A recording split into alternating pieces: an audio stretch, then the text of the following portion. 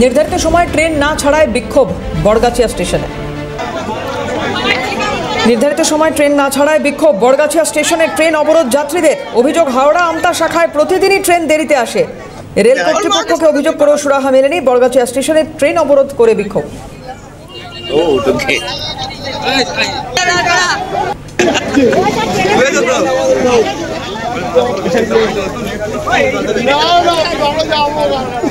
নির্ধারিত সময় ট্রেন না ছাড়ায় বিক্ষোভ বড়গাছিয়া স্টেশনে ট্রেন অবরোধ যাত্রীদের।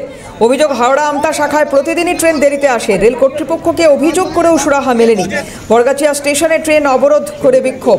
দেবকুমার দেব আমাদের প্রতিনিধি রয়েছেন টেলিফোনে। দেবকুমার, কি বলছেন যাত্রীরা?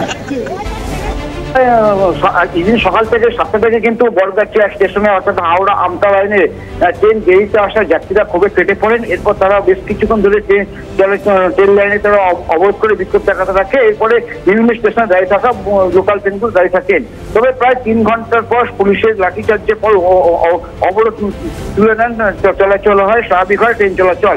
তবে পরিস্থিতি সামাল দিয়ে রেল পুলিশ ও জগৎবল্লভপুর থানার বিশাল পুলিশ বাহিনী ও র্যাব এসে পৌঁছায় ঘটনাস্থলে। জগৎবল্লভপুর থানা পুলিশের সঙ্গে অবরোধকারীদের বচসা শুরু হয়। তবে নির্ধারিত সময় ট্রেন না চলার বড়গাছিয়া স্টেশনে ট্রেন অবরোধ করে বিক্ষোভ দেখাতে থাকেন রেলযাত্রীরা। তবে দক্ষিণ পূর্ব রেলের হাওড়া আমতা শাখায় নিত্যদিন যাত্রী দেরিতে আসার অভিযোগ রয়েছে।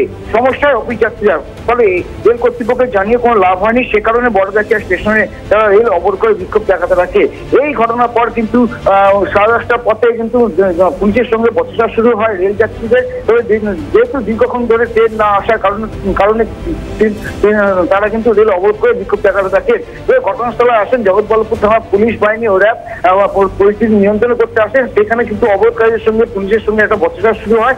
এরপর লাঠিচার্জ করে অবরোধ তোলেন পুলিশ আধিকারিকরা। পরে 11টার পর কিন্তু ট্রেন চলাচল স্বাভাবিক হয়। অনেক ধন্যবাদ দেবকুমার।